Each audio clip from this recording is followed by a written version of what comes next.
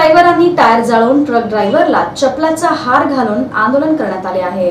Truck ड्रायव्हरांनी tyre जाळून truck ड्रायव्हरला चपलाचा हार घालून आंदोलन केले। सोलापुरात हिट अँड रन कायद्याच्या विरोधात ट्रक चालकाने बुधवारी जिल्ह्यातील वेगवेगळ्या महामार्गावर रास्ता रोको करून सावळेश्वर टोल नाक्याजवळ टायर जाळून तसेच अक्कलकोट राष्ट्रीय महामार्गावरील आंदोलन करण्यात आलं। आंदोलन सुरू असताना न थांबल्यानं संतप्त झालेल्या ट्रक चालक आंदोलकांनी दुसऱ्या ट्रक चालकाला चपलीचा हार घातलाय। घटनास्थळी धाव घेत पोलिसांनी आंदोलकांना ताब्यात घेतलंय। यावेळी अधिक माहिती ट्रक ड्रायव्हरने दिली। दयानंद सुखदेव मोठे।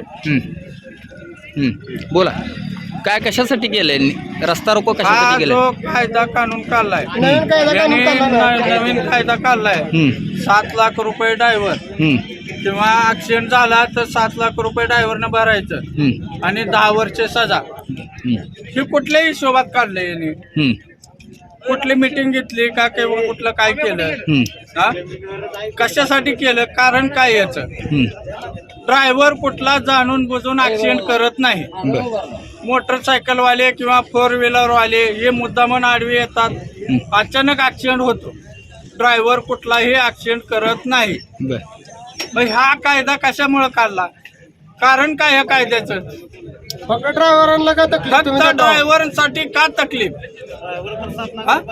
7 लाख रुपये 10 लाख रुपये जर ड्रायव्हरकडे असते तर ड्रायव्हरनं नोकरी केली असती का?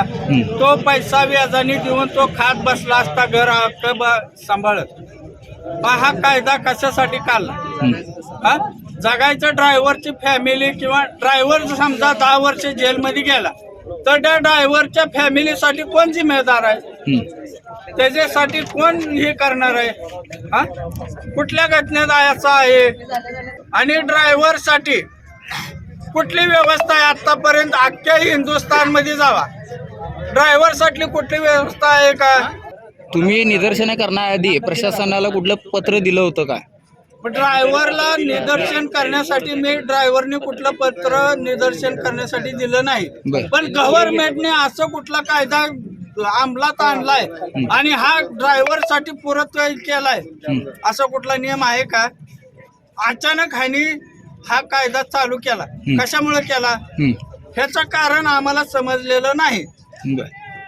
बरं, तुम्ही आता रास्ता रोको केलं, पुढची दिशा काय असणार आहे तुमची? पुढची दिशा काय? हा जो कायदा केलाय हा कशासाठी माघारी घ्यायला?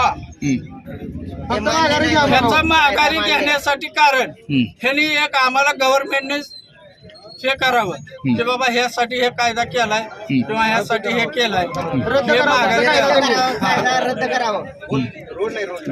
ड्रायव्हर